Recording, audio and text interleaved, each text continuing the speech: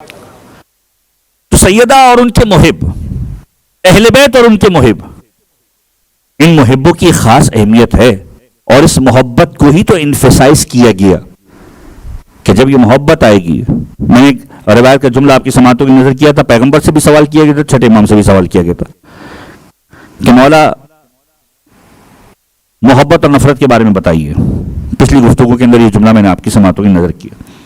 مولا نے فرمایا حل الدین الا الحب والبغض، دین محبت اور نفرت کے علاوہ کچھ بھی نہیں ہے.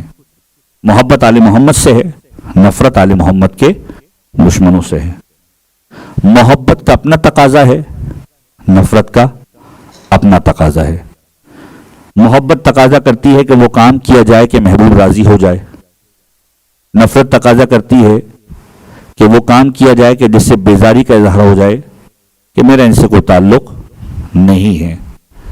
اب اگر کوئی انسان دانش مند ہے، کوئی انسان سمجھدار ہے، اور اگر محبت کے اس فلسفے کو سمجھتا ہے کہ محبت آل محمد سے ہے، تو پھر اس بات پر بھی پہنچنا چاہیے کہ آل محمد سے محبت کا تقاضا یہ ہے کہ ویسا بنا جائے جیسے آل محمد بنانا چاہتے ہیں، کردار ویسا ہو جیسا آل محمد دیکھنا چاہتے ہیں، اور نفرت آل محمد کے دشمنوں سے ویسی ہو جیسے آل محمد دیکھنا چاہتے ہیں. کہ ایسا نہ ہو کہ ظاہر الگ ہو باطن الگ ہو. تو ہر جذبے کی اپنی ایک قیمت ہے، اور اسی قیمت کو بیان کیا گیا کہ کتنی امپورٹنس ہے. ختم مرتبہ احمد مجتبیٰ محمد مصطفیٰ صلی اللہ علیہ وآلہ وسلم.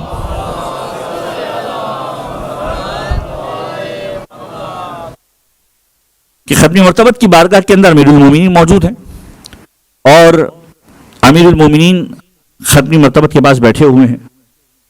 سوال کرنے والی ختم مرتبت کی ذات، جواب دینے والے علی ابن ابی طالب کی ذات موضوع ذہن میں رہے. میں مرتبط کرنا چاہتا ہوں اور اسی سے سیدہ کی ذات پر آپ کو لا کر جوڑنا چاہتا ہوں. پہلا سوال جو امیر المومنین سے ختم مرتبت نے کیا، دونوں ہستیاں معمولی نہیں ہیں. ایک نبی خدا ہے تو ایک وصی خدا ہے، ایک رسول خدا ہے تو ایک ولی خدا ہے.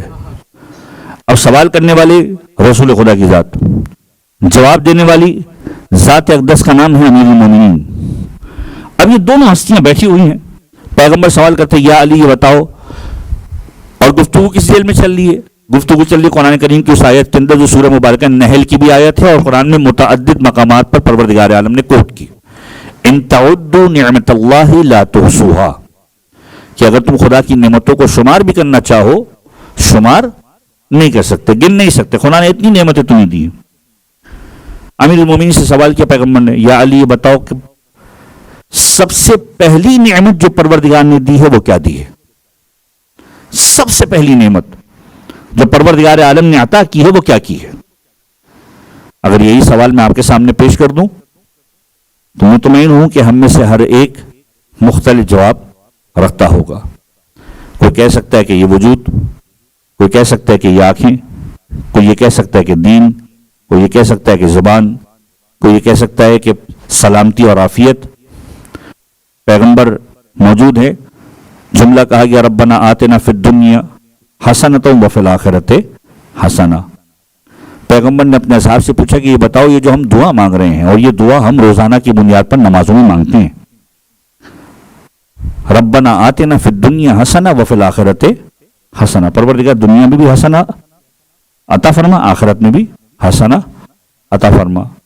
پیغمبر نے کہا کہ یہ بتاؤ کہ دنیا میں حسنہ سے کیا مراد ہے اور آخرت میں حسنہ سے کیا مراد ہے؟ اصحاب خاموش بیٹھے. یا رسول اللہ آپ کے سامنے کون زبان کھولے؟ اور پیغمبر مسکرا کر کہتے ہیں دنیا میں حسنہ سے مراد یہ ہے کہ پروردگار عالم دنیا میں تمہیں صحت بھی عطا کرے اور عافیت بھی عطا کرے. تم خدا سے یہ مانگ رہے ہو. صحت اور عافیت دو اہم ترین چیزیں ہیں جو تمہاری زندگی کا حصہ ہونی چاہیے. آخرت میں مغفرت اور رحمت، پروردگار عالم تمہاری مغفرت کرے آخرت میں، اور رحمت کے دروازوں کو تمہارے لیے کھول دے. یہ تمہاری آخرت کے لیے نیکی ہے. ہم خدا سے یہ مانگ رہے ہیں. تو بیک ٹو دی پوائنٹ کہ پیغمبر نے سوال کیا امیر المومنین سے. ہم میں سے ہر ایک کا الگ جواب ہو سکتا ہے. یا علی یہ بتلائیے کہ پروردگار عالم کی سب سے پہلی نعمت کیا ہے جو پروردگار عالم نے عطا کی؟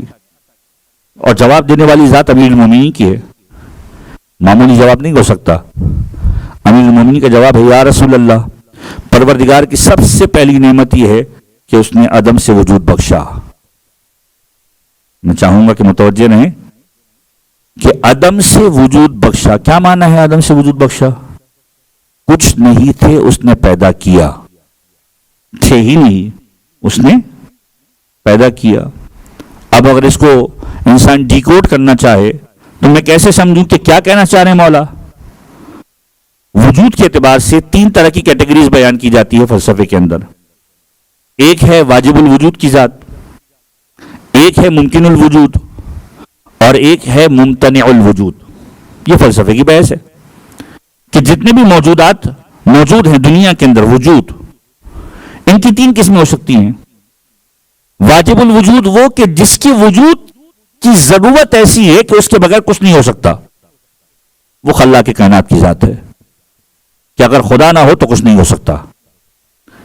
ممتنع الوجود خدا کا شریک، کہ اگر یہ ہے تو سب کچھ بگڑ جائے گا، خدا کا کوئی شریک نہیں ہے۔ کیٹیگری ایک بچی ممکن الوجود، کہ جس کا امکان ہو، یعنی ممکن ہے کہ ہو، ممکن ہے کہ نہ ہو۔ ہم میں سے ہر ایک کوئی بھی دائمی طور پر نہیں ہے۔ جب احمد مرسل نہ رہے کون رہے گا؟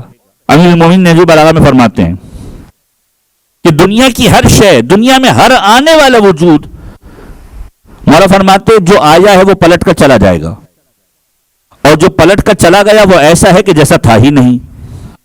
کتنے ایسے افراد ہیں پوری زندگی گزر گئی، آئے زندگی گزار کر چلے گئے، جب چلے گئے اب پتہ ہی نہیں کہ وجود ہے یا نہیں ہے۔ کچھ ایسے ہوں گے کہ جس کو خدا ایسی حیات طیبہ دے گا کہ روز قیامت تک باقی رہیں گے، اور وہ حیات طیبہ کب ملے گی کہ جب در اہل بیت سے جڑا ہوا ہوگا۔ وہ حیات طیبہ کب ملے گی کہ جب در اہل بیت سے جڑا ہوا ہوگا، یا کوئی ایسا کام کر کے گیا ہوگا جو اہل بیت کی نگاہ کے اندر بلند اور اعلیٰ ہوگا۔